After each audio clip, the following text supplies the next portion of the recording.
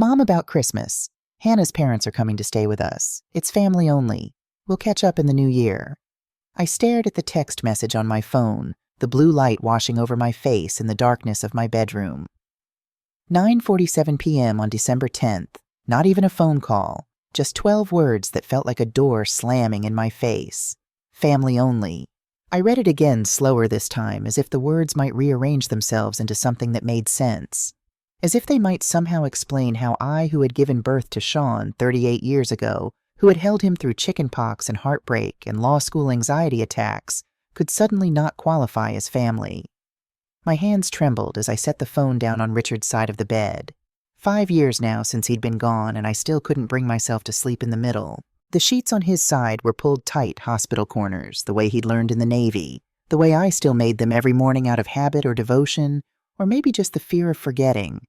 On my nightstand sat a photograph in a silver frame, the three of us at Sean's college graduation. Richard's arm around my shoulders, both of us beaming with pride as Sean stood between us in his cap and gown. That version of Sean, eyes bright with possibility, smile wide and genuine, felt like someone I used to know.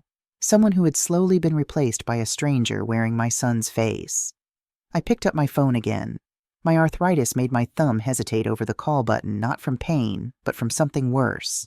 Fear. Fear of what he might say. Fear of confirming what I already knew but couldn't quite accept. I called anyway. He answered on the 5th ring. Mom. His voice had that tight quality I'd come to recognize, the one that meant Hannah was nearby. Sean, I don't understand. Christmas has always been our time. Can't we at least have Christmas Eve together? A pause. Muffled voices. Hannah's voice sharp and insistent, though I couldn't make out the words.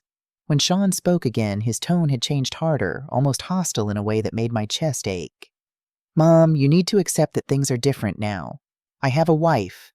Her family matters too. You're being selfish. Selfish. The word hit me like a physical blow. I gripped the phone tighter, feeling my wedding ring dig into my finger. I've never asked you for anything except time, Sean. That's not true. His voice rose, and I heard Hannah's influence in every syllable, like she was feeding him lines from a script I hadn't been given. You're always guilt-tripping me, always making me feel bad.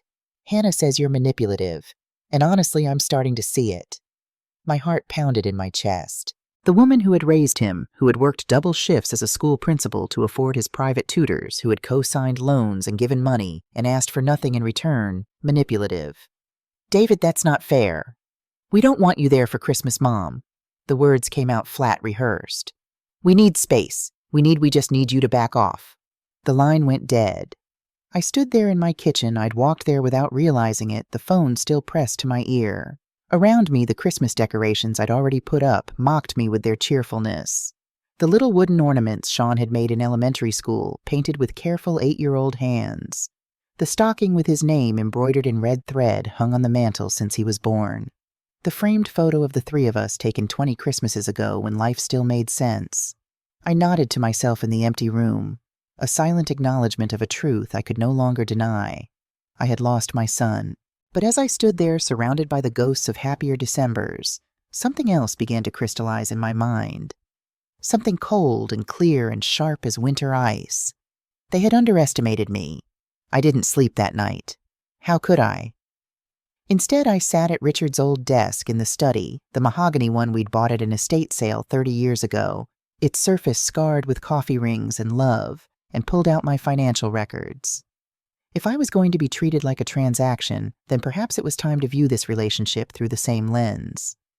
The changes had started subtly, about 2 years after Sean married Hannah. At first, I'd attributed it to the natural adjustment of a new marriage. They were busy with their careers, Sean as a corporate lawyer at a prestigious Hartford firm, Hannah as a marketing executive at a boutique agency. I understood. I'd been young once, consumed by ambition and the beautiful burden of building a life. But understanding didn't make the growing distance any easier to bear. I opened my laptop, a skill I'd mastered despite my age, thank you very much, and pulled up my bank statements. The numbers told a story I'd been too blind or too hopeful to see clearly. 3 years ago, $85,000. The down payment on their house in Westchester. I could still remember the phone call. Sean's voice excited but stressed. Mom, we found the perfect house. It's in an amazing neighborhood, great schools for when we have kids. but we're short on the down payment. Could you help us out just until we refinance? I hadn't hesitated. It was my retirement savings money. Richard and I had carefully put away investments we'd watched grow over decades. But what was money compared to my son's happiness? What was security compared to helping him build his future? We'll pay you back within 2 years, he'd promised. I'm up for partner soon. Once that happens, we'll be fine. That was 3 years ago. It was 3 years. He never made partner, and he never paid me back. When I gently mentioned it once, just once, Hannah had laughed. Actually laughed. Oh, Nicole, you can't put a price on family, can you? As if I were being gauche for remembering. 2 years ago, $35,000, Hannah's boutique marketing agency. She'd been so excited, had spent hours telling me about her vision over lunch at a restaurant I couldn't afford, but she'd chosen. It's going to revolutionize how small businesses think about branding. She'd said, her eyes bright with the fervor of someone who'd read one too many entrepreneur success stories. It's an investment in our future, Mom, Sean had said when I'd expressed mild concern about the amount. Hannah's brilliant. This is going to take off. The agency folded within 8 months. Something about clients not paying about the market being tougher than expected about a business partner who'd embezzled funds. The story changed depending on who was telling it. I never saw a penny of that $35,000. 18 months ago, $42,000. The BMW X5. Metallic silver leather interior, all the bells and whistles. My old car is embarrassing, Hannah had said when they'd come over for what would be our last Sunday dinner. Sean's a corporate lawyer. He can't be pulling up to client meetings in a Honda Civic. The car loan was in my name because Sean's debt-to-income ratio was too high. Just for a year or two, Mom, he'd assured me, until we pay down some credit cards. That BMW sat in their driveway while I drove my 2011 Toyota Camry with the check engine light that flickered on and off like a warning I should have heeded. 1 year ago, $28,000. Unexpected expenses, Sean had called them when he'd asked for the transfer. I'd learned later through a casual comment from Hannah's sister at a holiday party I hadn't been invited to, but had been discussed that the unexpected expenses meant a vacation to Bali and new furniture for their living room. I'd been paying for their Instagram lifestyle while eating store-brand cereal for breakfast to stretch my fixed income. 6 months ago, $15,000. Emergency medical bills. Sean had said, his voice urgent on the phone. Hannah needs a procedure. Insurance won't cover it. Mom, I wouldn't ask if it wasn't serious. I'd transferred the money within an hour, my hands shaking with worry. What kind of procedure? Was she okay? Should I come stay with them? It's nothing to worry about, he'd said quickly. Too quickly. Just women's health stuff. She's embarrassed about it. Last month, I'd run into Hannah's college roommate at the grocery store. Hannah looks amazing, she'd gushed. That facelift really took years off. I'm thinking of getting one too. The total came to $205,000. $205,000 of my retirement savings given freely because I loved my son and wanted to help him succeed. Because when you're a mother, you don't see transactions. You see your child always, no matter how old they get. You see the toddler who skinned his knee and came running to you for comfort. You see the teenager who was terrified he wouldn't get into college. You see the young man who called you crying when his girlfriend broke his heart. You don't see the person who stops calling except when they need money. How naive I had been. How utterly pathetically naive. But it wasn't just the money, though God knows that was substantial enough. It was the systematic erosion of my place in Sean's life. Every boundary Hannah pushed Sean allowed. Every family event I was excluded from, he justified. Every promise broken, every visit canceled, every phone call cut short. The Sunday dinners I used to host, where I'd spend hours making Sean's favorite pot roast, where we'd laugh over dessert and talk about everything and nothing, those had dwindled from weekly to monthly to quarterly to never. We're just so swamped, Sean would say, his voice apologetic but distant. You understand, right? I always said I understood. I always made it easy for him. And with each easy acceptance, I taught him that I didn't matter. The pattern had become impossible to ignore by Thanksgiving. I'd spent 2 weeks preparing. I'd ordered the turkey from the butcher, 20 pounds enough to feed 3 with plenty of leftovers the way we'd always done it. I'd made Richard's mother's stuffing recipe, the one with the oysters that took hours and left the kitchen smelling like home. I'd baked 3 pies, pumpkin pecan, and apple because Sean used to love having a slice of each. The table was set with my mother's china, the pieces I'd inherited and cherished, the ones that only came out for special occasions. I'd polished the silver. I'd bought flowers, chrysanthemums in deep burgundy arranged in the crystal vase Richard had given me for our 20th anniversary. At 2 p.m., my phone rang. I remember the exact moment because I was basting the turkey and I had to wipe my hands on my apron, the one with the faded sunflower print that Sean used to tug on when he was little, asking when dinner would be ready. "Mom!" Sean's voice was tight and uncomfortable the way it got when he had to do something he didn't want to do. "About Thanksgiving. Hannah's parents really want us there this year. Her mom's been planning it for weeks. You understand, right?" I stood there in my kitchen, the phone pressed to my ear, the smell of roasting turkey filling the air. Through the window, I could see the first snow of the season starting to fall. Yes, of course. I understand. And I did understand. I understood that I was being erased piece by piece. First from the important moments, then from the ordinary ones, until there would be nothing left of me in his life but an obligation he could no longer avoid. "Thanks, Mom. You're the best. We'll catch up soon, okay?" We wouldn't catch up soon. We both knew it. I spent Thanksgiving alone. I ate turkey meant for 3 at a table set for a family that no longer came. I turned on the Macy's Thanksgiving Day Parade, something Sean and I used to watch together when he was little. Him in his pajamas, me in my robe, both of us laughing at the giant balloons floating down Broadway. The apartment was too quiet. The kind of quiet that makes you aware of your own breathing, your own heartbeat, the way the refrigerator hums and the radiator clanks, and all the small sounds of a life lived alone. I didn't cry. I was beyond crying. But I did something I hadn't done in 5 years. I called my best friend Liz Morrison. "Nicole," her voice was warm with concern. "Sweetie, are you okay?" And just like that, the dam broke. Not with tears, but with words. I told her everything, the money, the distance, the slow and steady way I'd been erased from my own son's life. "Oh, honey," Liz said when I finally stopped talking. "How long have you been carrying this alone?" "Too long," I whispered. "Then it's time to stop carrying it. It's time to set it down." December arrived with its usual festive chaos. The neighborhood transformed into a postcard, lights twinkling on every house, wreaths on every door, the scent of pine and cinnamon wafting from every kitchen. Carol singers appeared on street corners, their breath making clouds in the cold air as they sang about peace on earth and goodwill toward men. I had always loved Christmas. Richard and I had made it magical for Sean when he was young. We'd stayed up late on Christmas Eve assembling toys and arranging presents under the tree. We'd played Santa drunk hot chocolate laced with peppermint schnapps, made love quietly in the dark, with our sons sleeping down the hall, and felt like we'd built something beautiful. Even after Richard died, Sean and I had maintained our traditions. It was our time sacred and unchanging, or so I'd thought. The text message arrived on December 10th at 9:47 p.m., and you already know what it said. What you don't know is what I did next. After that phone call, after Sean's words had landed like blows after the line went dead, I stood in my kitchen for a long time. Long enough that my feet started to ache. Long enough that the Christmas lights on the tree began to blur. Then I made a decision. I wasn't going to cry. I wasn't going to call him back and beg. I wasn't going to make myself smaller so that he could feel less guilty. Instead, I was going to treat this exactly like what it was, a business arrangement gone sour.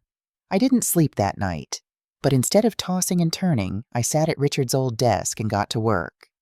The study was the one room in the house I'd kept exactly as Richard left it. His books still lined the shelves, mostly Tom Clancy novels and biographies of military leaders. His reading glasses sat on the corner of the desk next to the coffee mug. I couldn't bring myself to wash the one that still had the ring of his last cup. A photograph from our wedding day hung on the wall, me in a simple white dress, him in his dress uniform, both of us so young we looked like children playing dress-up. "Richard," I said to his picture, "you tried to warn me." He had too. About 6 months before he died, when Sean and Hannah had asked for money the second time Richard had pulled me aside. "Margaret," he'd said, he was the only one who ever called me by my full name. "One day someone is going to mistake your kindness for weakness. Don't let them walk all over you." I'd laughed it off then. Richard had always been the pragmatic one, the businessman who'd built a successful accounting firm from nothing. I was the nurturer, the peacemaker, the one who believed that love could fix anything. "Well, Richard," I said to the empty room, "you were right." I turned to my computer and opened a new document. My fingers twisted slightly with arthritis, but still capable, began to type. I started with the mortgage. When I'd helped them with the down payment 3 years ago, I'd been listed as a co-signer. At the time, their credit score had been insufficient, something about credit card debt and student loans. The co-signing was meant to be temporary, just until they built up their credit and could refinance. They'd never refinanced. That meant I was still legally responsible for that mortgage. If they defaulted, the bank would come after me. But it also meant I had rights. Rights I'd never thought to exercise because I'd trusted them to keep their promises. I pulled up the mortgage documents I'd scanned and saved old habit from my years as a school principal, always documenting everything. There it was in black and white. My name, my signature, my legal liability, and my legal standing. Next, the car loan. The BMW sat in their driveway, but the title was in my name. I was the primary account holder because Sean's debt-to-income ratio had been too high for the bank to approve him. He'd promised to refinance it within a year. That was 18 months ago. The car was legally mine. They were driving my car. Then there was the joint bank account. Sean and I had opened it when he was 25, just starting his career. The idea had been that I could transfer money to help him with emergencies, and eventually he'd use it for his own savings. I'd kept my name on the account not out of any desire to control, but simply because we'd never gotten around to removing it. That account currently held $12,000. Money they thought of as theirs, but that I legally had every right to access. And finally, Hannah's failed business. In my email buried in a folder I'd labeled Family Matters, I found the documents I'd signed when she'd rented commercial space for her agency. I'd been listed as a guarantor on the lease. The business had folded, but the lease had a 2-year term. Someone had to pay for those months after the agency closed. I'd paid. 6 months of rent, $3,000 per month until the landlord found a new tenant. All of this added up to something I hadn't fully realized in trying to help my son. I'd left myself deeply entangled in his financial life, but entanglement worked both ways. As dawn broke over Connecticut, painting my study in shades of pink and gold, I closed my laptop. I'd created a comprehensive document, every loan, every transfer, every promise made and broken. Every instance where "I love you, Mom" was followed a week later by "Could you help us out?"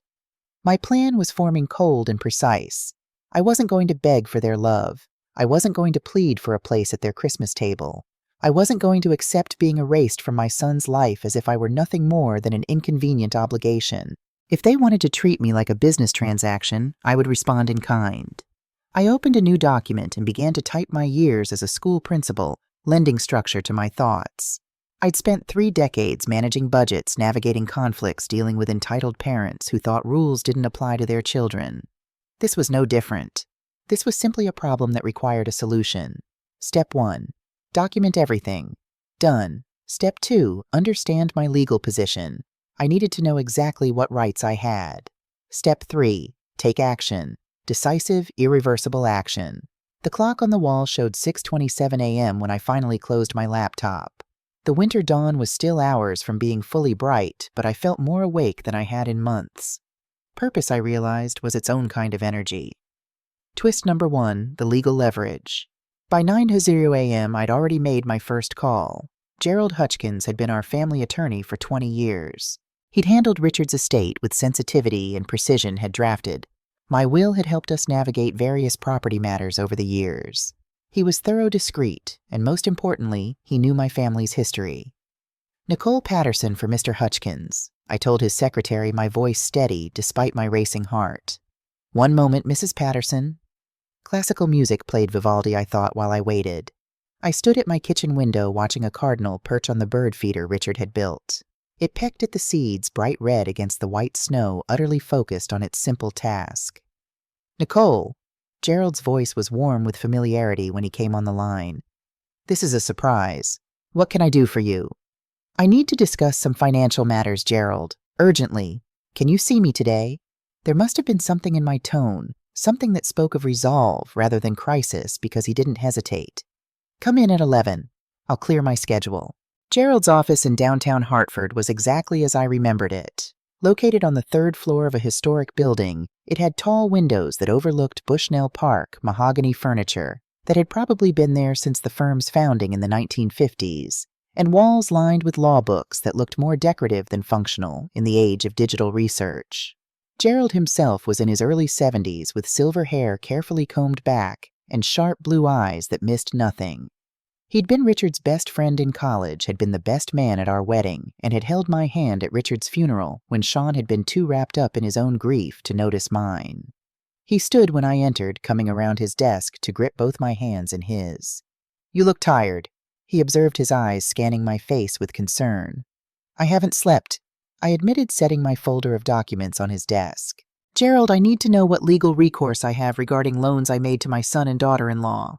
His eyebrows rose slightly, the only indication of surprise he allowed himself, but he said nothing. He simply returned to his chair, opened the folder, and began to read. The silence stretched for 20 minutes while he examined every document, every bank transfer, every piece of correspondence. I watched him work, watched his expression shift from curious to troubled to grimly understanding. Finally, he looked up, removing his reading glasses and setting them carefully on the desk. "Nicole," he said slowly, "this is substantial, over $200,000, $205,000 to be exact. And you're listed as co-signer on the mortgage primary account holder on the car loan and guarantor on a commercial lease that cost you an additional $18,000 when it folded." "Yes." He leaned back in his chair, steepling his fingers. "Did Sean and Hannah know you retained these positions? I assume they forgot, or didn't care to remember." Gerald was quiet for a moment, his gaze distant. Then, "Nicole, legally you have significant leverage here. As co-signer on the mortgage, you have the right to demand either removal of your name or full repayment of your down payment contribution. As primary holder on the car loan, the vehicle is technically your property. The commercial lease," he paused. "That one's more complicated, but your signature gives you standing if you wanted to pursue reimbursement. What about the direct transfers? Those are trickier. Gifts have different legal standing than loans. However," he tapped one of the documents. "This email from Sean where he specifically writes, 'We'll pay you back as soon as we can,' that transforms at least $85,000 from a gift into a documented loan with implied repayment terms." My heart was beating faster. "So I can demand repayment?" "You can. And if they can't pay, which I suspect they can't, you have options. You could place liens on their property, freeze certain accounts, or—" He met my eyes. "You could call in the debts which might force them into serious financial difficulty." "Would that make me legally liable for their hardship?" "No. You'd be exercising your legitimate rights as a creditor." He leaned forward, his expression serious. "Nicole, the question isn't legal. It's personal. Are you sure you want to do this? This isn't just about money. This is about your relationship with your son." I thought of Sean's voice on the phone. "We don't want you there for Christmas, Mom." I thought of 3 years of taking and giving nothing back. I thought of Thanksgiving dinner alone. I thought of the text message, family only. "I'm sure, Gerald." He nodded slowly as if he'd expected nothing less. "Then we'll need to send formal demand letters, document everything, and prepare for potential legal action. This will take a few days to set up properly. I'd recommend we send the first notices on Monday, December 13th. That gives us the weekend to make sure everything is ironclad." "Perfect." As I stood to leave, Gerald came around the desk again. "Nicole, for what it's worth, I think Richard would be proud of you." My eyes stung, but I didn't cry. "I hope so." That evening, as I was preparing a simple dinner, just soup and bread, nothing fancy when you're only cooking for one, my doorbell rang. Through the window, I saw Hannah standing on my porch, alone, wearing a cashmere coat I'd probably helped pay for, and an expression that was almost friendly. Every instinct I had screamed warning. Hannah had never visited me alone, never.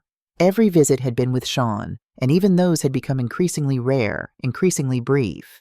But I was a school principal for 35 years. I dealt with manipulative parents, with difficult colleagues, with situations that required me to maintain composure when I wanted to scream. I could handle one conversation with my daughter-in-law. I opened the door. "Nicole," she said, her smile bright and seemingly warm. "I hope I'm not disturbing you. I was in the neighborhood and thought I'd stop by." In the neighborhood. We lived in suburban Connecticut, where nothing was ever truly in the neighborhood, unless you planned to be there. "Come in," I said, my voice carefully neutral. Before opening the door, I'd done something I'd learned from years of dealing with parents who later claimed I'd said things I hadn't. I'd opened my phone's voice recorder app and hit record. The phone now sat face up on the coffee table between us, its screen dark, but its microphone active. Hannah settled on my couch with practiced elegance, crossing her legs and accepting the tea I offered with gracious thanks. We made small talk about the weather cold for December, about Christmas shopping she was behind as always, about nothing of real consequence. Then she leaned forward and her voice dropped to something almost conspiratorial. "Nicole, I want to apologize for how things have been. I know Sean was harsh on the phone the other night. He's just under so much pressure at work, and I think he took it out on you." She paused, watching my face for reaction. "The thing is, we're going through a really difficult time financially. Sean didn't want to worry you, but his firm might be doing layoffs. They're restructuring the whole corporate division, and—" She bit her lip, a gesture that might have seemed genuinely distressed if I hadn't seen her use it before. "We're stretched so thin already. The mortgage, the car payment, the credit cards. It's all become too much." There it was. Another request for money wrapped in manipulation and false concern. "So I was hoping," Hannah continued, her smile widening slightly, "that maybe you could help us one more time. Just $30,000 to get us through the next few months until things stabilize. I know you've been so generous, and we really do appreciate it, even if we don't say it enough." She reached across the coffee table as if to pat my hand, and her smile became almost dazzling. "And of course, after Christmas, we'll make more effort to include you. Maybe a nice dinner in January, we could make it a regular thing. Weekly dinners like we used to do. I know how much you miss that." Financial manipulation, emotional blackmail, a promise she had absolutely no intention of keeping, all of it recorded. I smiled at her.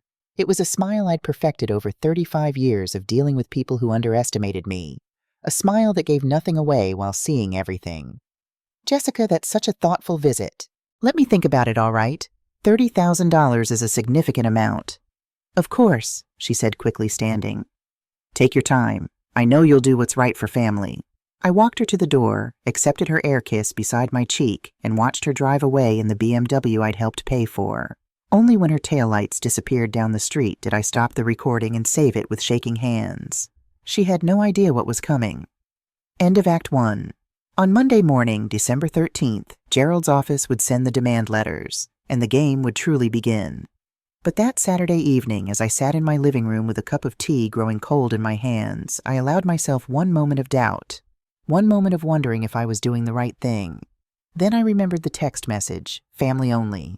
I remembered Hannah's visit, her casual request for $30,000 one day after excluding me from Christmas. I remembered 3 years of being treated like an ATM machine with a heartbeat. And I remembered something Richard used to say, "The opposite of love isn't hate, it's indifference. And the opposite of family isn't strangers. It's people who treat you like you don't matter." I picked up my phone and texted Gerald Proceed as planned. "Send everything Monday morning." His reply came within seconds. "Understood. Get some rest, Nicole." That night, for the first time in weeks, I slept soundly. Not because I felt good about what was coming, I didn't, but because I finally felt like I was doing something. I was standing up. I was setting it down. I was teaching them the lesson I should have taught them years ago, that love is not the same as being a doormat, and family is not the same as having no boundaries. As I drifted off to sleep, I thought I could almost hear Richard's voice. "That's my girl." And in the darkness of my bedroom, surrounded by 43 years of memories, I whispered to the empty air, "I'm not finished yet." Monday morning, December 13th, began like any other winter day in Connecticut. The sky was that particular shade of gray that promised snow without delivering it. Frost clung to my windows in delicate patterns that looked like ferns. From somewhere down the street, I could hear the distant sound of a snowplow scraping asphalt. I made my coffee French roast, the good kind Richard and I used to splurge on for special occasions, but now I drank it every day because life was too short for bad coffee, and sat at my kitchen table. My phone was face up beside me. The clock on the microwave read 8:47 a.m. Gerald had told me the letters would go out at 900 a.m. sharp. 3 separate demand letters, each one carefully worded, each one backed by ironclad documentation. They would be delivered via certified mail and email, no way to claim they hadn't been received, no way to pretend ignorance. I sipped my coffee and waited. At 9:03 a.m., my phone buzzed with a text from Gerald Letters sent. All 3 confirmed delivered. "Call me if you need anything." I set my coffee cup down with steady hands and looked around my kitchen. This room had seen so many family dinners, so many birthday cakes, so many ordinary mornings that had felt eternal at the time. Sean had taken his first steps on this floor. Richard had proposed to me at this table 30 years after we were already married just because he felt like it. "Here we go," I said to the empty room. At 10:15 a.m., my phone rang. Sean's name flashed on the screen. I let it ring. At 10:22 a.m., another call, this time from Hannah's number. I let it ring. At 10:30 a.m., Sean again. I poured myself another cup of coffee and watched the phone light up like a Christmas tree. Each call a small burst of panic from 30 miles away in Westchester. By 11:00 a.m., I had 15 missed calls and a text message in all capitals. "What the hell did you do? Call me now." I waited until 1:00 p.m. to call back. Long enough for the panic to ferment into something more potent. Long enough for them to have read the letters multiple times, to have called each other, to have spiraled through shock and denial, and landed somewhere in the vicinity of rage. Control, I had learned in my years as a principal, was often about timing. Sean answered on the first ring. "Mom, what the hell is this?" His voice was frantic, angry, scared, all the emotions I'd expected layered over each other like a discordant symphony. "Are you insane? You're trying to take our house. Our car." I kept my voice level, almost pleasant. "I'm not trying to take anything, Sean. I'm simply asking for what I'm legally owed. You borrowed money from me. I'd like it back." "Borrowed?" The word came out strangled. "You gave it to us. You said it was to help us. You said you wanted to help.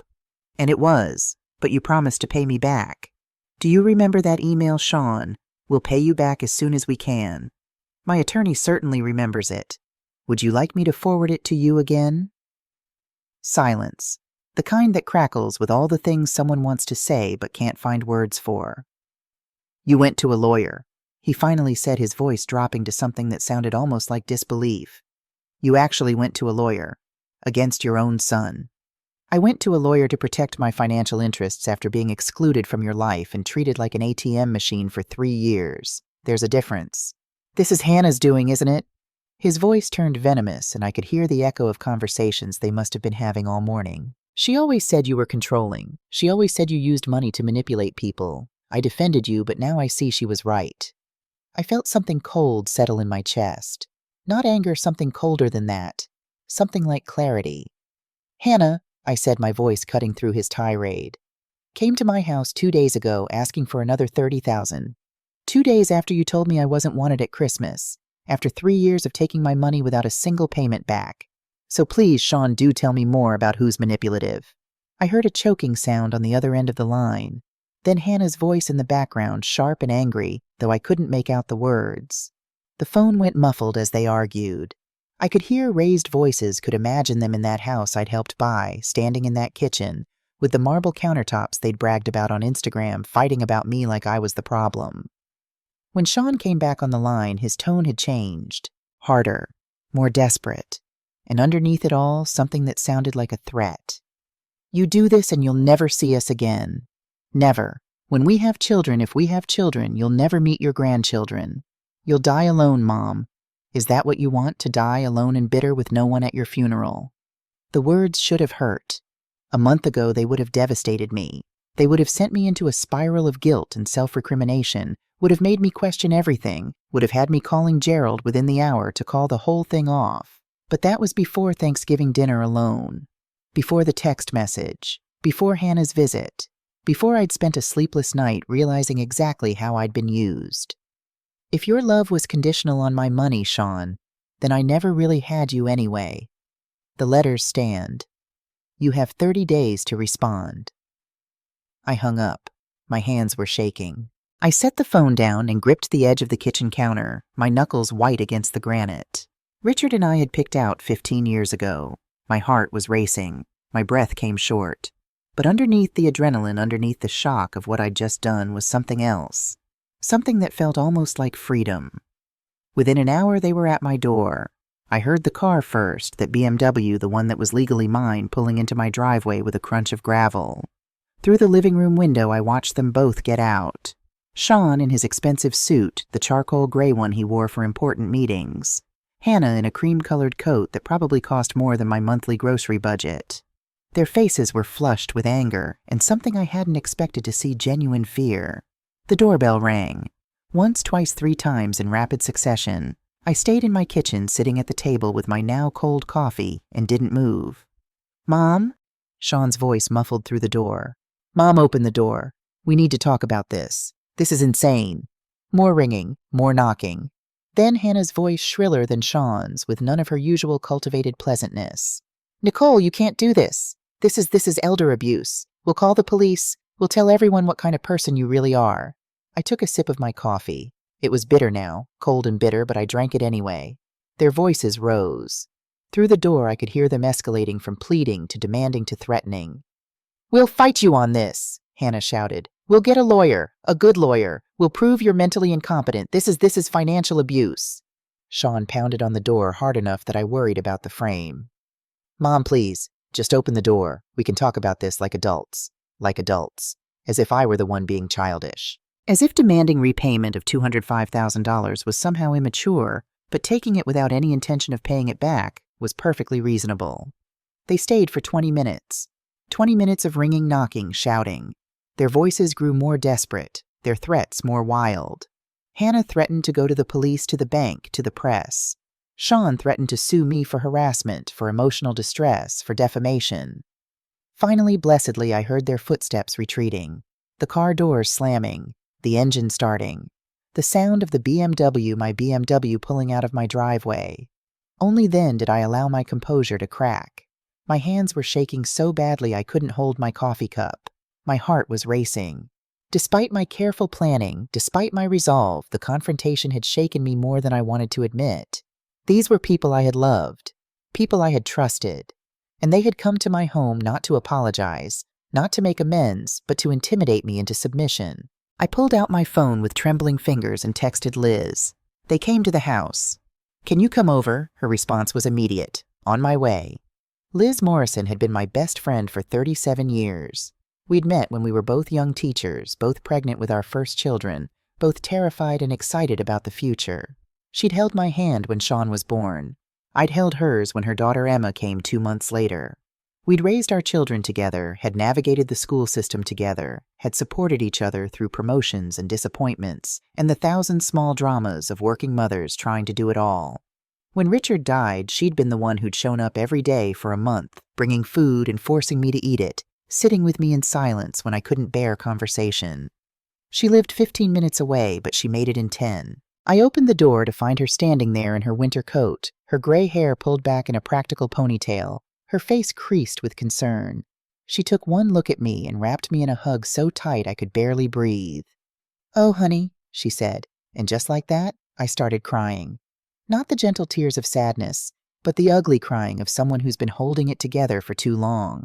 The kind of crying that shakes your whole body, that makes you gasp for air, that leaves you feeling emptied out afterward. Liz just held me through it. She didn't tell me it would be okay. She didn't offer platitudes. She just let me cry until I had nothing left. When I finally pulled away, she guided me to the couch, disappeared into my kitchen, and returned with 2 cups of tea and the bottle of brandy Richard used to keep for special occasions. "Tell me everything," she said, pouring a generous splash of brandy into both cups. So I did. I told her about the text message, about the phone call, about Hannah's visit, and the recording I'd made. I told her about the demand letters, about Sean and Hannah showing up at my door, about the threats and the desperation in their voices. When I finished, Liz was quiet for a long moment, staring into her tea. "You're doing the right thing," she finally said, her voice firm. "Sometimes love means setting boundaries even when it hurts, especially when it hurts. But what if I'm being vindictive?"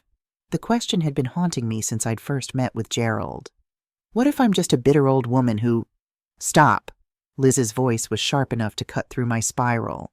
"Vindictive would be destroying them for revenge. Vindictive would be doing this out of spite. You're not doing that.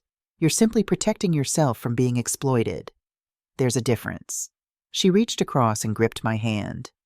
"Nicole, I've known you for almost 4 decades. You're one of the most generous, loving people I've ever met. You worked double shifts to send Sean to private school. You co-signed loans. You gave them hundreds of thousands of dollars. And what did you ask for in return? Nothing. Just to be included in their lives. Just to not be erased." Her eyes filled with tears. "They excluded you from Thanksgiving, from Christmas. They came to your house asking for more money the day after telling you you weren't wanted. That's not love, honey. That's use. And you have every right to say enough. We sat together in silence for a while, drinking our brandy-laced tea as the afternoon light faded outside my windows. What happens now? Liz finally asked. Now, I took a sip of my tea. Now they have 30 days to respond. And I wait. The manipulation campaign began the next day. Tuesday morning, my phone rang at 8:30 a.m. A number I didn't recognize, but with a local area code. Hello. Nicole, oh Nicole, dear, this is Patricia Holbrook from St. Catherine's. Patricia. I vaguely knew her from church, though we'd never been particularly close. She was one of those women who volunteered for every committee, but always managed to do the least amount of actual work, the type who showed up for the photo opportunities, but disappeared when it was time to set up chairs. Patricia, this is a surprise. Oh, I know, dear. I hope you don't mind me calling. Her voice was saccharine sweet, dripping with false concern. I heard about the terrible misunderstanding between you and Sean. You know, family conflicts can be so painful. I went through something similar with my daughter a few years ago. I said nothing, waiting. The thing is, she continued, I found that forgiveness and flexibility are so important in these situations. Sometimes we have to be the bigger person, you know. We have to let things go for the sake of peace. After all, at our age. She let the sentence trail off meaningfully. At our age. As if being 68 meant I should just accept being walked on because I was running out of time to make a fuss. Patricia, I said, my voice pleasant but firm. I appreciate your concern, but this isn't a matter for forgiveness. This is a matter of respect and financial responsibility. Oh, but Nicole, is money really worth losing your son over? I mean, at our age, family is everything. We don't know how much time we have left. There it was. The implication that I was the one being unreasonable, that I should just accept the mistreatment because the alternative was dying alone. At my age, Patricia, I've learned that people who truly love you don't require payment for their presence. Thank you for calling.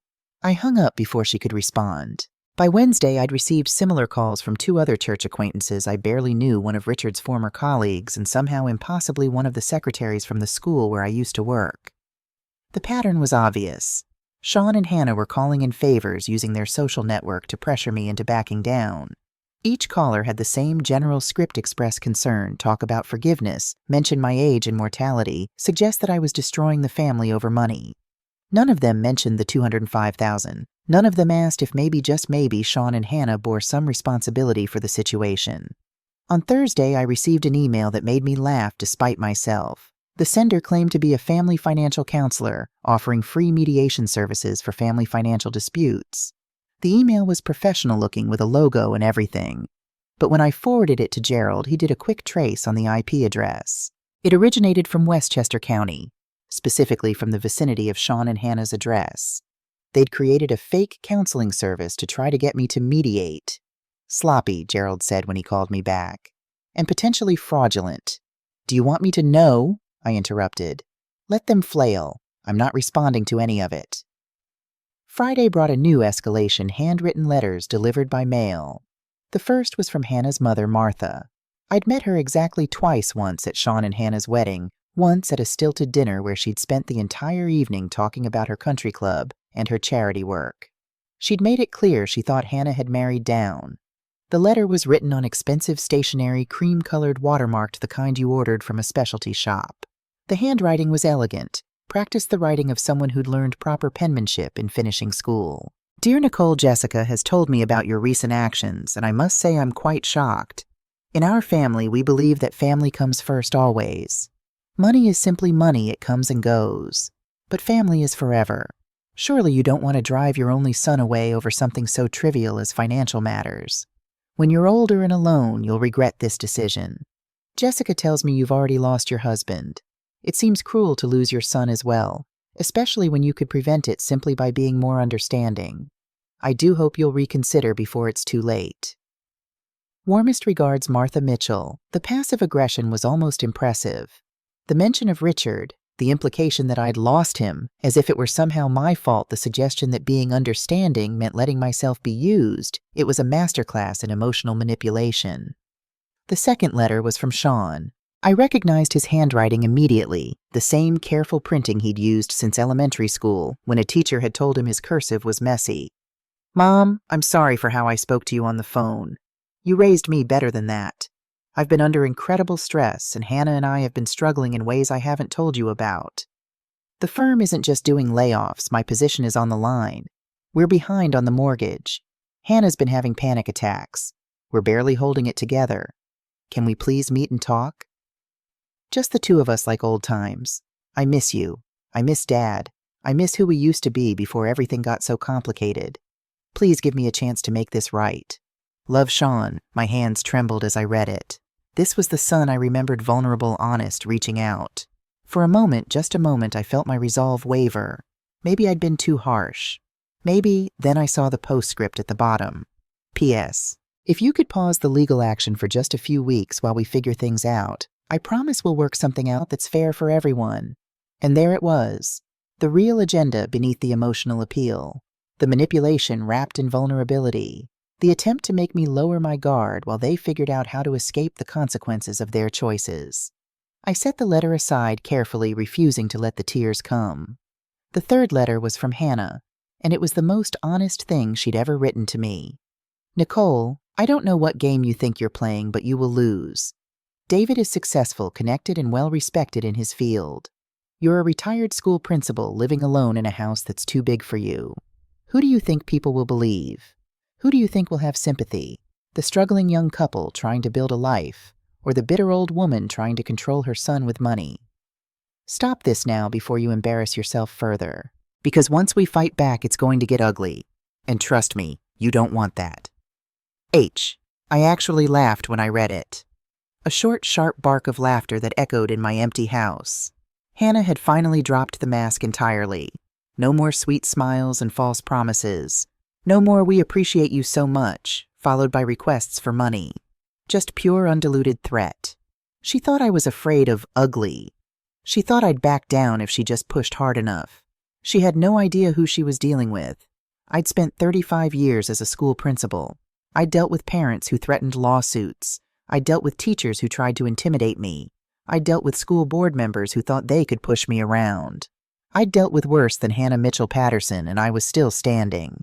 I took all 3 letters, placed them carefully in a folder, and texted Gerald more evidence for the file. That evening, Liz insisted I come to her book club meeting. "You're not sitting alone in that house," she'd said when she called. "You're coming out. You're going to eat good food and drink wine, and remember that you have friends who actually care about you." The meeting was at Marjorie Chen's house, a warm, cluttered home filled with books and cats and the smell of something wonderful cooking. Marjorie was a retired judge, sharp-minded and sharp-tongued, with no patience for nonsense. When I arrived, I found not just the usual book club crowd, but a gathering that felt more like an intervention, or maybe a war council. Marjorie met me at the door with a glass of wine and a fierce hug. "We heard," she said simply, "and we're on your side." Inside, I found Gloria Martinez, retired nurse Susan Walsh, former teacher, and Joyce Abbott, who'd been the school district's CFO. Women I'd worked with laughed with shared coffee breaks and complaints and small victories with over decades. They knew. Somehow they all knew. Small-town gossip traveled fast, and the story of a mother demanding repayment from her son was apparently too juicy not to share. "Before you say anything," Gloria said, pulling me down onto the couch beside her, "we've all talked, and we all agree you're doing the right thing." "My daughter tried something similar," Susan said quietly. "Not with money, but with control. She wanted me to sell my house and move into an apartment near her so she could keep an eye on me. Turns out she wanted to use the proceeds from the house sale to buy herself a beach condo." "What did you do?" I asked. "Told her she could keep her eyes on her own business, and I'd keep my house, thank you very much." Susan smiled grimly. "We didn't speak for 6 months. But when she finally called, it was to apologize. Really apologize. And now we have a better relationship than we ever did." Joyce leaned forward. "Nicole, I've seen your financial records, not through any official capacity," she added quickly. "But Liz mentioned the amounts. $205,000 is not a small sum. That's not helping. That's enabling. And enabling isn't love." "But he's my son," I said, my voice cracking. "What if this ruins our relationship forever?" Marjorie set down her wine glass with a sharp click. "Nicole, I spent 30 years on the bench. Do you know what I learned? The relationships worth saving are the ones that can survive honesty. If your relationship with Sean can't survive you standing up for yourself, then it wasn't a real relationship to begin with. She stood up and started pacing the way she must have done in her courtroom. You taught for 35 years. How many times did you tell parents that giving their kids everything they wanted wasn't the same as loving them? How many times did you explain that children needed boundaries, needed to learn consequences? All the time, I whispered. So why doesn't that apply to adult children? Sean is 38 years old. He's not a child anymore. He made choices. He borrowed money. He made promises. And now there are consequences. That's not punishment, that's just reality. The conversation continued long into the evening. We didn't even discuss the book we were supposed to have read. Instead, we talked about children and boundaries, about love and respect, about the difference between being kind and being a doormat. By the time I left, I felt stronger. Not because they'd told me what I wanted to hear, but because they'd reminded me that I wasn't alone, that standing up for myself didn't make me a bad person, that boundaries weren't punishment, they were necessary. As I was leaving, Marjorie pulled me aside. "One more thing," she said. "Tom, my neighbor, the retired judge, he asked me to give you his number. He said if you need any legal advice beyond what your attorney provides, he'd be happy to talk. Pro bono." I took the number with tears in my eyes. Why is everyone being so kind? Because we've all been there, she said simply. Maybe not with money, but with someone who tried to make us feel small. And we all remember what it felt like to finally stand up. December 24th arrived cold and clear, Christmas Eve. The neighborhood was a postcard of holiday cheer lights twinkling on every house, wreaths on every door, the sound of carols drifting from open windows. I'd made peace with spending it alone. Or rather, I'd chosen to spend it alone. Liz had invited me to her family gathering, Emma and her husband and their 2 teenagers, all of them warm and welcoming. But I'd declined. This Christmas, I needed to prove to myself that I could be whole without needing anyone's validation, that I could be happy alone. I was in my kitchen preparing a modest but lovely meal for one when the doorbell rang at 6:00 p.m. Through the window, I saw them, Sean and Hannah, dressed nicely, not casually. Sean wore the navy sweater I'd given him 2 Christmases ago. Hannah wore a red dress that probably cost more than my monthly pension. And Sean held a wrapped gift, medium-sized professionally, wrapped in silver paper with an elaborate bow. They had clearly strategized this visit, chosen their clothes carefully, picked a time Christmas Eve when emotions ran high and forgiveness felt easier, brought a peace offering. Every instinct told me not to open the door, to let them stand there in the cold while I continued making dinner for one, to let them feel what it was like to be unwanted. But some small part of me, the part that still remembered Sean as a baby, as a little boy, who'd crawled into my lap when he was scared, as a teenager who'd cried on my shoulder when his first girlfriend broke his heart, that part made me unlock the door. "Mom," Sean said, his voice gentle, carefully modulated. "Can we come in?" "Please, just to talk. No fighting. It's Christmas Eve." I stepped aside and let them enter. They settled in my living room with practiced ease. Hannah perched on the edge of the sofa, her posture perfect, her expression carefully neutral. Sean took the armchair where Richard used to sit, and I hated him a little bit for that. The wrapped gift sat on the coffee table between us like a peace offering. Or maybe like bait. "We wanted to apologize," Sean began, and for a moment, just a moment, I almost believed him. "Things got out of hand. We said things we didn't mean. And on Christmas Eve, it just felt wrong to let this continue." Hannah leaned forward slightly, her smile carefully calibrated to seem both contrite and hopeful. "We've been thinking, Nicole, maybe we can work something out. Some kind of payment plan for the money for the loans. Something reasonable that doesn't involve lawyers and legal threats." I said nothing, just watched them perform. "The thing is, Mom," Sean continued, his voice taking on an urgent quality, "these legal demands, they're destroying us. The letters, the frozen accounts, the threats about the house and the car. Hannah's been having panic attacks. I can't concentrate at work. We might lose everything. Is that really what you want? To see your son homeless." The emotional manipulation was skillful, I had to admit. The tremor in Sean's voice was almost convincing. The way Hannah's eyes glistened with what might have been tears was nearly perfect. The careful invocation of my maternal instincts, the suggestion that I had the power to fix this, if I would just be reasonable, it was all very well done. If I hadn't spent the past 2 weeks documenting their lies, I might have fallen for it. "What exactly are you proposing?" I asked quietly. Hannah's smile brightened like I'd just given the right answer on a test. We pay you back $1,000 a month. It'll take a while, but we'll be consistent. We'll set up automatic transfers. And in exchange, you drop all the legal action, unfreeze the account, and we all just move forward. Start fresh. I did the math in my head. $1,000 a month for $205,000 meant over 17 years. I'd be 85, if I even lived that long. And what about Christmas? I asked. What about being part of your lives? Sean and Hannah exchanged a glance. It was brief, maybe half a second, but I saw it. That silent communication that shared understanding. The look that told me everything I needed to know about whether this apology was genuine. We can work on that, Sean said carefully, his words measured. But we need you to understand that our relationship needs boundaries. Healthy boundaries. You can't use money to control us, and we need our space as a couple. Healthy boundaries. Like excluding me from holidays. Like taking my money for years and then treating me like I was the problem when I asked for it back. What kind of boundaries? I asked. Hannah's expression flickered. Just for a second, the mask slipped and I saw the contempt underneath. She caught herself quickly, but it was too late. Margaret, she said, using my full name for the first time ever, we're trying to be reasonable here. No, I interrupted, my voice hardening. You're trying to manipulate me again. This entire visit is a performance. The gift, I gestured to the silver-wrapped box on the coffee table. The apologies, the tears. It's all calculated to make me drop my legal action so you can go back to taking my money without consequences. Sean's face flushed. That's not true. We genuinely...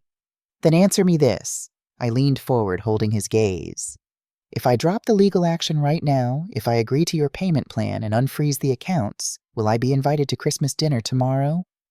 Silence. The kind of silence that speaks volumes. The kind of silence that answers every question you were afraid to ask. Hannah stood abruptly, her chair scraping loudly against my hardwood floor. The carefully constructed mask of contrition shattered completely. This is exactly what I told Sean.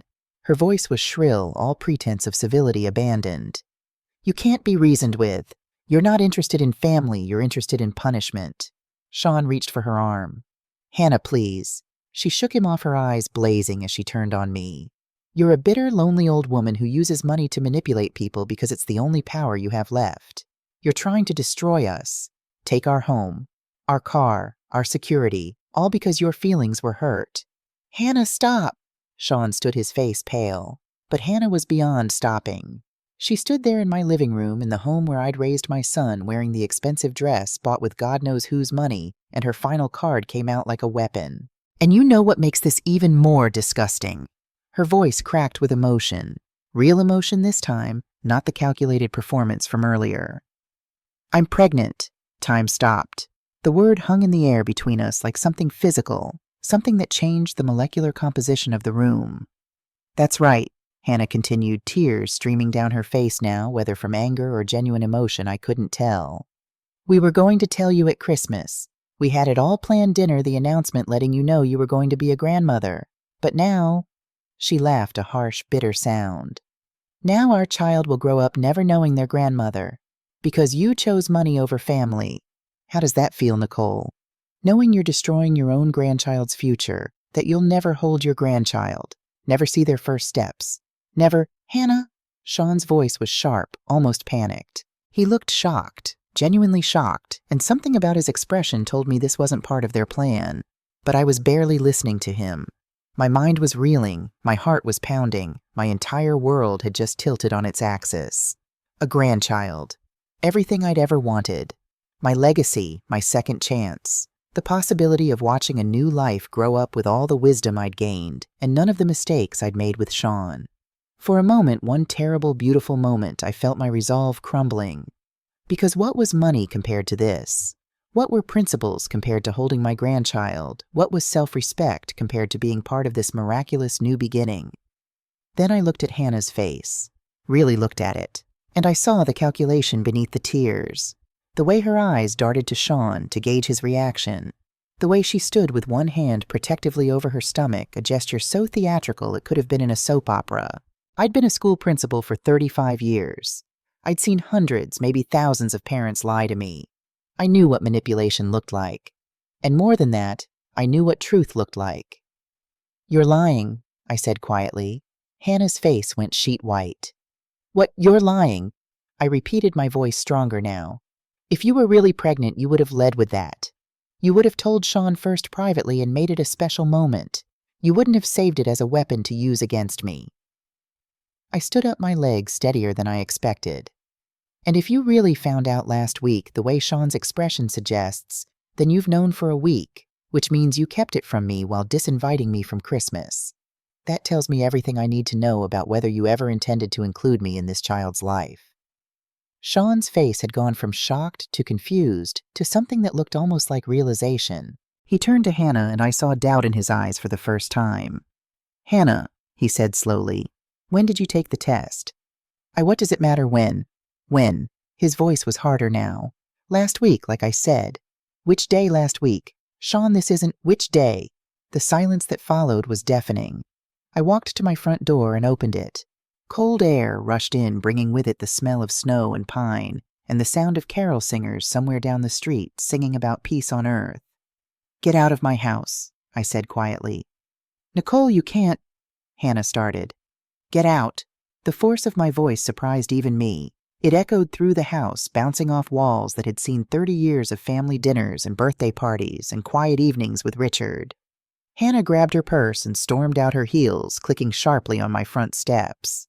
Sean lingered, his face anguished, torn between his wife and his mother. "Mom, she's not lying about—" He stopped himself, and I saw something flicker across his face. Uncertainty. Doubt. "Get out, Sean." He left. The silver-wrapped gift remained on my coffee table, forgotten. I closed the door behind them and locked it. Then I stood there, my back pressed against the solid wood, my whole body shaking. Not with sadness, not with regret, with rage. Pure, clarifying, cleansing rage. They had come to my home on Christmas Eve not to reconcile, but to manipulate me one final time. They had offered false peace, false promises, false hope, all designed to make me abandon my position so they could return to exploiting me. And when that hadn't worked, Hannah had played what she thought was a trump card. A grandchild. The one thing she thought would guarantee I'd fold. But I'd called her bluff.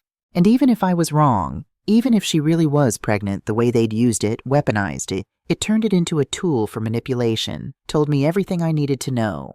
I pulled out my phone and texted Gerald with shaking hands. "No settlements, no compromises. Take this all the way." His response came within minutes. "Understood. Merry Christmas, Nicole. You're doing the right thing." I walked to my kitchen and continued making my Christmas Eve dinner. Roasted chicken for one, mashed potatoes, green beans, simple food simply prepared. And for the first time in years, maybe the first time in my entire adult life, I felt something that might have been peace. Because I wasn't waiting anymore, wasn't hoping anymore, wasn't sacrificing myself on the altar of someone else's needs while mine went ignored. I was simply living, on my own terms, by my own rules. That night I decorated my Christmas tree properly, not with sad resignation, but with genuine joy. I put on Bing Crosby Christmas carols. I made myself hot chocolate with extra marshmallows, the way Sean used to like it when he was little, and I didn't let the memory make me sad. I allowed myself to feel peace. For the first time in years, I wasn't waiting for someone else's approval to be happy. I was simply whole. I woke up on Christmas morning to silence. Not the sad, empty silence of previous lonely days, but a different kind. The silence of a decision made, a line drawn, a battle begun. I lay in bed for a moment, watching pale winter light filter through my curtains, and felt something I hadn't felt in years. Relief. My phone sat on the nightstand, dark and quiet. No messages, no calls, no last-minute Christmas wishes wrapped in obligation and guilt. I got up, made coffee, and called Liz. "Merry Christmas, honey," she said, her voice warm. "How are you?" I paused, surprised by my own answer. "I'm okay. Actually okay. They came by last night, didn't they?" I told her everything, the staged apology, the payment plan offer, Hannah's pregnancy announcement, and my realization that it was likely a lie or at minimum a weapon. "Good God," Liz breathed. "That woman has no shame." "The thing is," I said slowly, "even if she is pregnant, and part of me thinks she might be, the way they used it tells me everything. A grandchild should be joy, not leverage." "You're absolutely right." Liz's voice was fierce. Now get dressed. You're coming to our house for dinner. Emma and the kids are asking about you, and I made enough food for an army. I almost declined old habits of not wanting to impose, but then I remembered something. I was allowed to accept kindness. I was allowed to have people who wanted me around not because of what I could give them, but because they simply enjoyed my company. I'd love to, I said. That Christmas dinner at Liz's house, surrounded by people who actually wanted me there, was one of the best I'd had in years. December 26th brought a voicemail from Sean. His voice was cold-controlled, nothing like his previous emotional appeals. Mom, you've made your position clear. Fine, we've made ours clear too. Don't expect to hear from us again. Enjoy your principles. I hope they keep you warm. I saved the voicemail evidence of their true character when manipulation failed. The days between Christmas and New Year's were quiet. I spent them reading organizing closets I'd been meaning to tackle for years and planning. Not planning to win Sean back, but planning for the life I was going to build. On New Year's Eve, Gerald called. Nicole, they've requested a settlement meeting, January 12th. They've hired an attorney, Bradley Stevens' young guy, probably just past the bar. Are you ready for this? I'm ready. The meeting took place in Gerald's conference room, a neutral space with floor-to-ceiling windows overlooking Hartford. The city spread out below us like a chessboard. I arrived 15 minutes early. Gerald was already there, 2 thick folders of documentation on the table in front of him. Remember, he said as we waited, this is about protecting your interests. Don't let emotions sway you. I won't. At exactly 10:30 a.m. they arrived. Sean, Hannah, and their attorney Bradley Stevens, who looked like he'd graduated law school last week and was already in over his head. He carried a thin briefcase and wore a suit that didn't quite fit right. The tension in the room was palpable. Hannah wouldn't look at me. Sean stared at the conference table. Their attorney attempted a professional smile that didn't quite land. Thank you all for coming. Gerald began, his voice measured and calm. I believe we can resolve this matter efficiently if everyone approaches it reasonably and honestly. Bradley Stevens cleared his throat, shuffling papers nervously. My clients are prepared to offer a reasonable settlement. They acknowledge that there may have been miscommunications about the financial arrangements, and they're willing to establish a structured payment plan. $205,000, Gerald interrupted smoothly, his voice cutting through Bradley's nervous preamble. Plus interest accrued since the dates of the original loans. That comes to approximately $223,000. Your clients have 30 days to pay in full, or we proceed with legal action to enforce collection through liens, asset seizure, and garnishment of wages. Hannah's head snapped up, her carefully maintained composure cracking. That's insane. We don't have that kind of money. You know we don't have that. Then perhaps, I said quietly, my first words since entering the room. You shouldn't have borrowed it. Bradley Stevens looked like he wanted to crawl under the table. He glanced at his notes, then at Sean and Hannah, clearly realizing that his clients hadn't been entirely honest with him about the situation. Mrs. Patterson, surely we can negotiate something more reasonable. My clients are willing to... Let me show you something, I said, pulling out my phone. I placed it on the conference table and pressed play. Hannah's voice filled the room, clear and unmistakable. So I was hoping that maybe you could help us one more time. Just $30,000 to get us through the next few months. I know you've been so generous, and we really do appreciate it even if we don't say it enough. And of course, after Christmas, we'll make more effort to include you. Maybe a nice dinner in January. The color drained from Hannah's face. Sean closed his eyes. This recording, Gerald explained, his voice taking on the precise authoritative tone of someone who'd spent decades in courtrooms, was made on December 11th one day after Sean told Nicole she wasn't welcome at Christmas. It demonstrates a clear pattern of financial manipulation, emotional exploitation, and false promises. That's illegal, Hannah burst out, her voice shrill. You can't record someone without their permission. That won't hold up in court. Gerald allowed himself a slight smile. Actually, Mrs. Patterson, Connecticut is a one-party consent state. Nicole was fully within her rights to record a conversation taking place in her own home. And this recording transforms several of the disputed transfers from gifts into documented loans as it establishes a clear pattern of borrowing with implied repayment. Bradley Stevens looked like he wanted to be anywhere else. May I have a moment to confer with my clients? There's more, I said, my voice steady. I pulled out a stack of printed documents and slid them across the table. Text messages. Emails, bank statements, a 3-year timeline of taking my money while systematically excluding me from their lives. Taking and taking and taking, I said, meeting Sean's eyes for the first time. Then calling me manipulative when I finally said no. I slid one particular email across the table, the one where Sean had written about the house down payment. Every lawyer in Connecticut, Gerald said, will see this as a loan, not a gift. Your son promised repayment in writing. Sean's hands were shaking as he stared at the email, his own words, his own promises now being used as evidence against him. Mom, We didn't mean, his voice cracked. Don't you dare apologize to her. Hannah cut him off, her voice rising. This is all her fault. She's a spiteful enough. The word exploded from Sean with such force that everyone in the room froze. He slammed his hand down on the conference table, and I saw something I hadn't seen in years, a flash of the man his father had raised him to be. Just stop. Please just stop. Hannah stared at him, her mouth open. Sean, what are you? He turned to her, and his voice was hard in a way I'd never heard before. Go wait in the car. What, go? Wait in the car. For a moment I thought Hannah might refuse. Her face cycled through shock, anger, and something that looked almost like fear. Then she grabbed her purse with shaking hands and stormed out the conference room door, slamming behind her. The silence that followed was deafening. Sean sat there, his head in his hands, his shoulders shaking. When he finally looked up, his eyes were red. Mom, he said, his voice barely above a whisper. You're right. About everything. Bradley Stevens looked panicked. Mr. Patterson, I would advise you not to. I don't care. Sean's voice was flat. I'm done lying. I'm done pretending this is anything other than what it is.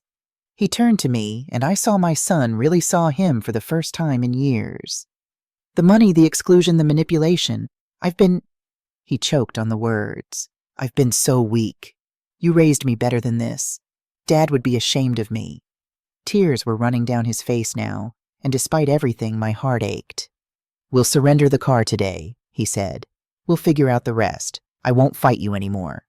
He stood up slowly, looking 10 years older than when he'd walked in. I can't undo the past 3 years, but I need you to know. His voice broke.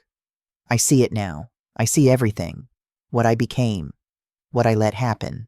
He walked to the door, then paused, his hand on the handle. I'm sorry, Mom, for all of it. I don't expect forgiveness. I'm sorry. He left. The door closed quietly behind him. I sat there staring at the space where my son had been feeling emotions I couldn't quite name. Not triumph, not satisfaction, just sadness. And maybe underneath it all, the smallest flicker of hope. That was unexpected, Bradley Stevens said weakly.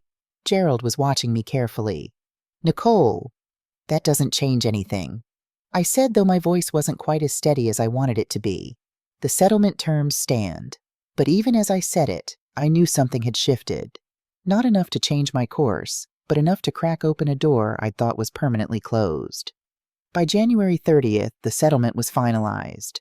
The terms were exactly as brutal as Gerald had outlined. The car, the BMW X5 with its leather interior and all the bells and whistles, was surrendered within a week.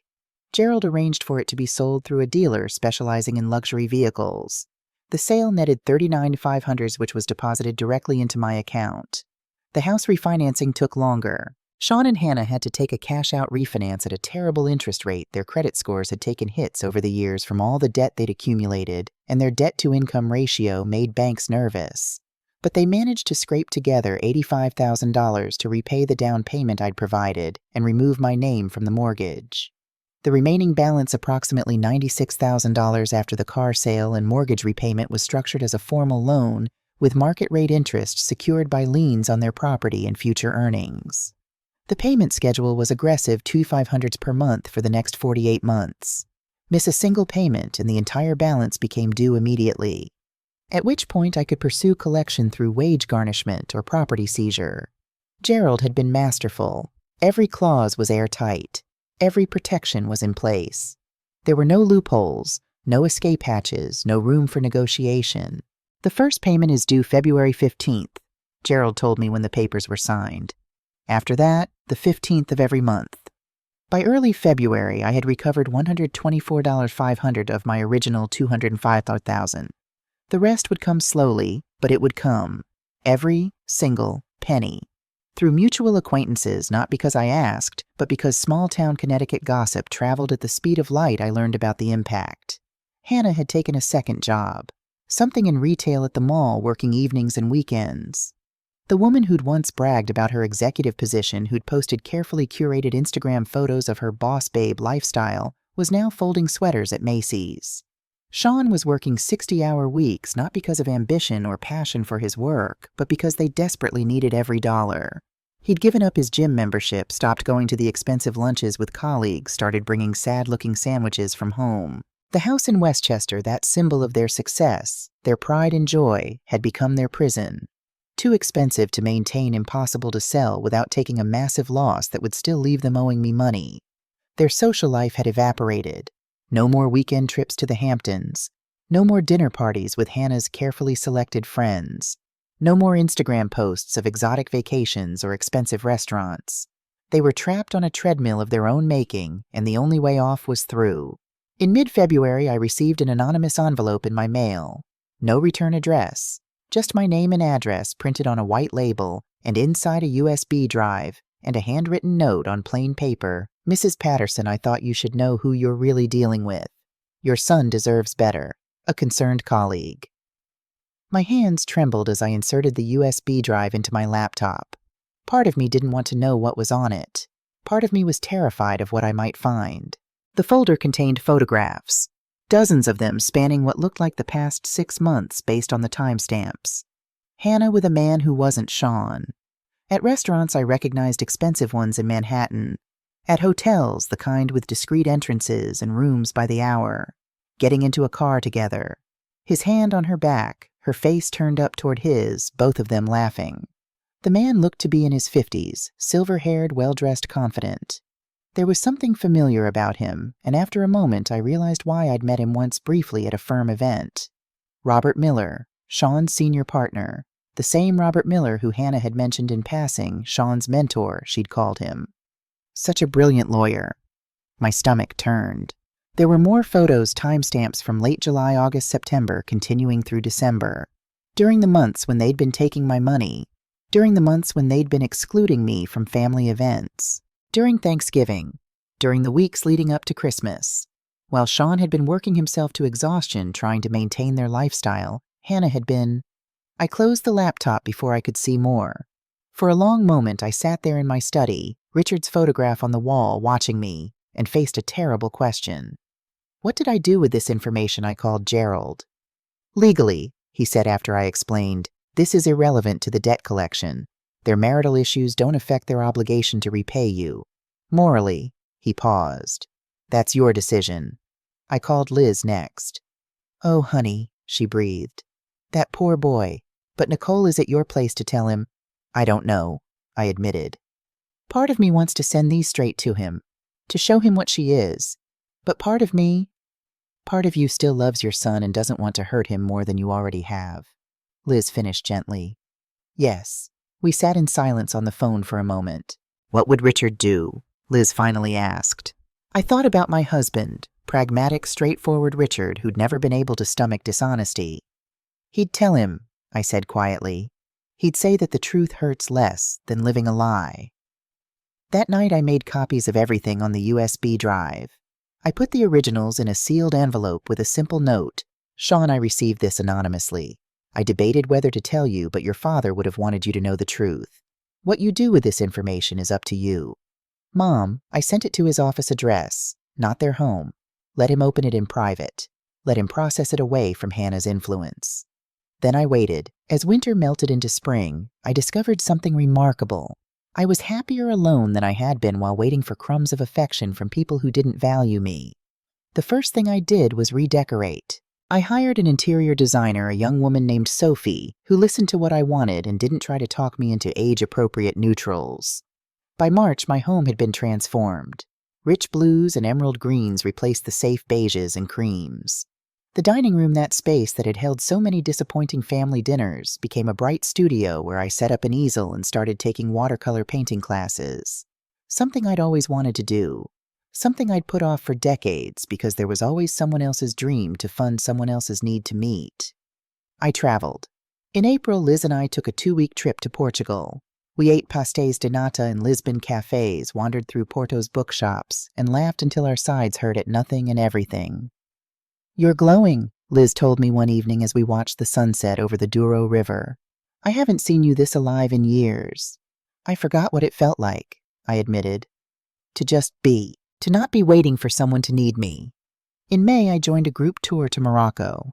In June, I signed up for a hiking group that met every Saturday morning. I joined a local theater company not as an actress, but helping with set design and costume creation. My calendar filled up, not with obligations, but with choices. My home, once silent and sad, was frequently filled with friends, real friends who showed up because they enjoyed my company, not because they wanted something from me. I volunteered to mentor new teachers at my old school district. The current principal, a woman I'd hired 15 years ago, welcomed me back with tears in her eyes. "Mrs. Patterson, these young teachers need what you have. Not just experience, but wisdom." So once a week, I met with overwhelmed first-year teachers and told them what I'd learned, that you can be kind without being a doormat, that boundaries aren't mean, that taking care of yourself isn't selfish. The same lessons I was finally learning myself. On February 15th, the first payment of $2,500 arrived. Right on time. March 15th. Another $2,500. April 15th. $2,500. May, June, July, August. Like clockwork, the money came. Each payment was more than just money. Each payment was proof that I had stood my ground. Each payment was validation that I deserved respect. Each payment was a reminder that I was nobody's victim. By September, I had recovered $139,500 of my original $205,000. In late February, I heard through the grapevine that Sean and Hannah had officially separated. Hannah had moved out, gone back to live with her parents in their McMansion in Greenwich. The boutique marketing executive with the designer clothes was back in her childhood bedroom working retail to pay off debts. Sean was living in the house alone. The two-big house in Westchester, rattling around in rooms filled with furniture they'd bought on credit, working constantly just to maintain the mortgage payments and the payments to me. According to Marjorie, who heard from Tom, who heard from someone at Sean's firm, he looked haunted, exhausted, like a man who'd finally woken up and realized what he'd lost but had no idea how to get it back. I felt nothing. Not satisfaction, not vindication, not even sadness, really. They were no longer my concern. They were simply two people who had made choices and were living with the consequences, as I should have insisted from the beginning. In late May, a letter arrived. Handwritten, Sean's familiar printing on the envelope, but the paper inside was different.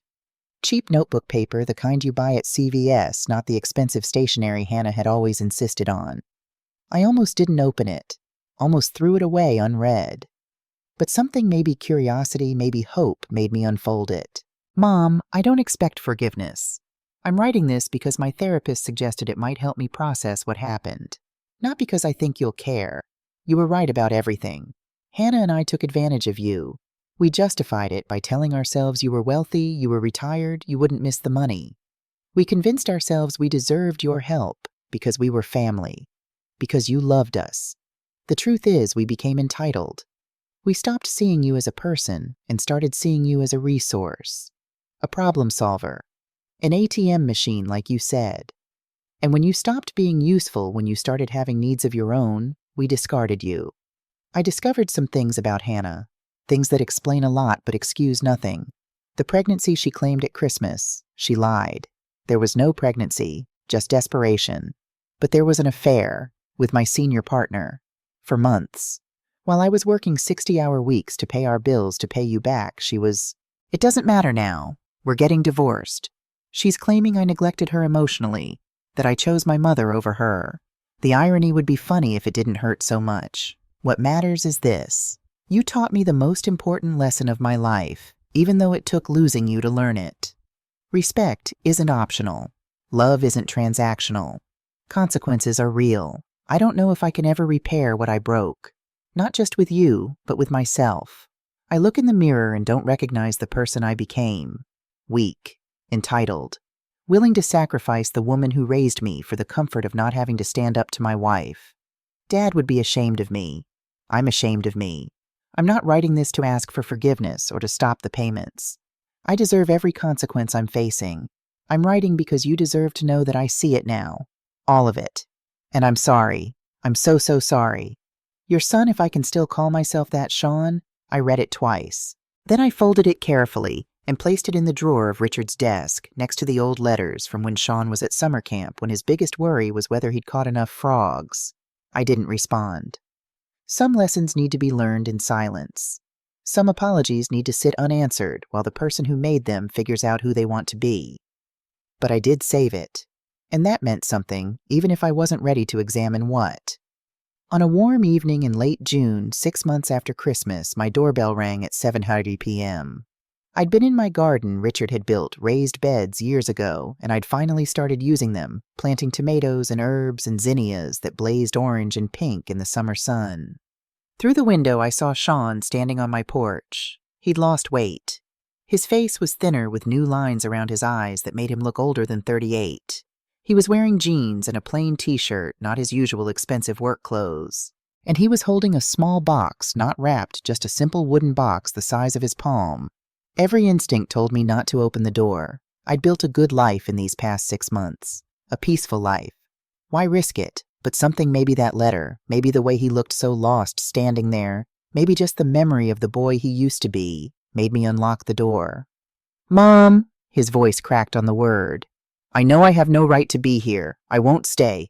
This arrived today and I wanted you to have it." He held out the small wooden box. I took it, my hands shaking slightly, and opened it.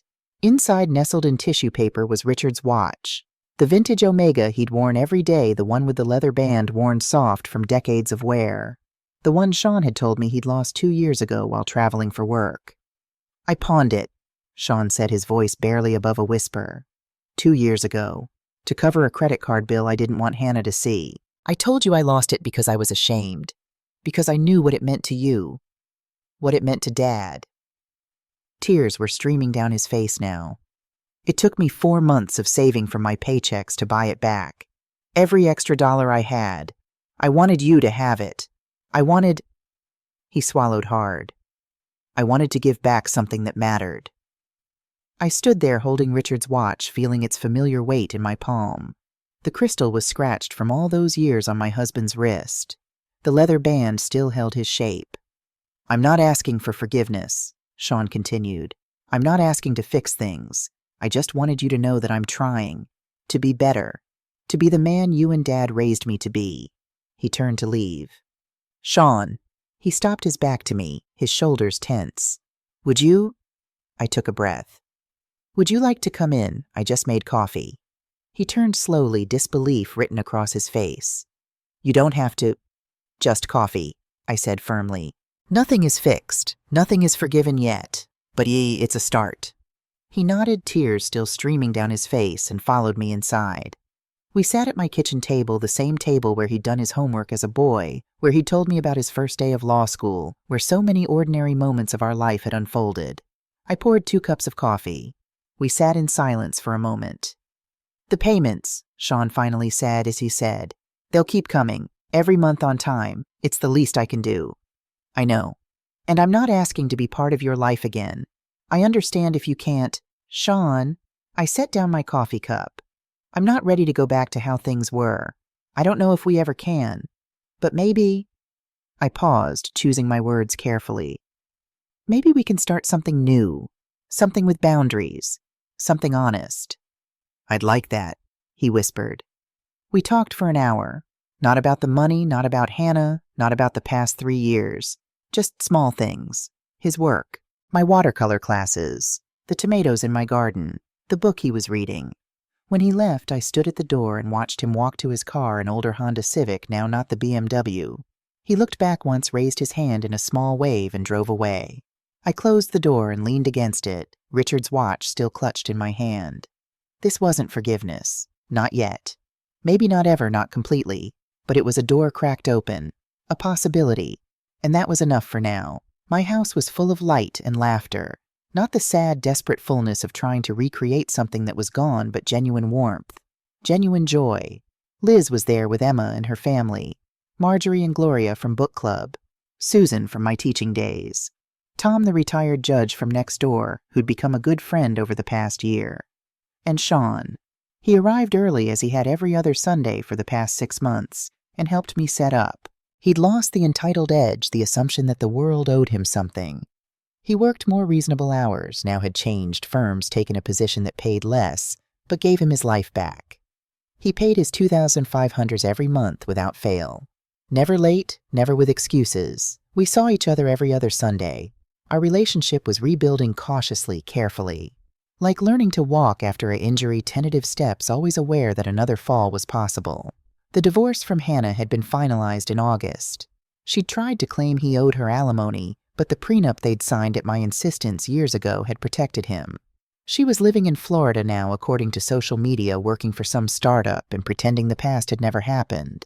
Sean never spoke about her, and I didn't ask. The doorbell rang throughout the evening, friends arriving, each one bringing food and wine and stories.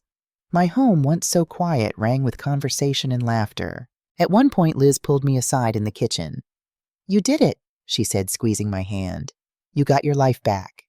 I looked around at my full house, at my genuine friendships, at my son carefully arranging cookies on a platter, the way I'd taught him when he was small. "No," I said. I finally claimed the life I deserved. Later, as Sean and I washed dishes together, he spoke quietly. "Hannah called me last week. She's dating someone new, some tech entrepreneur. She wanted me to know she's expecting. For real this time." I studied his face. "How do you feel?" "Relieved, actually." He rinsed a plate and handed it to me. "That child deserves better than me as I was. Maybe by the time I'm ready to be a father, if I'm ever ready, I'll be whole again." He paused, his hands still in the soapy water. "Thank you for not giving up on me, even when I gave up on myself." "I didn't do it for you, Sean," I said honestly. "I did it for me." He nodded slowly. "I know. That's why it worked." As the last guest left and Sean helped me clean up, I found myself standing at the window watching snow begin to fall.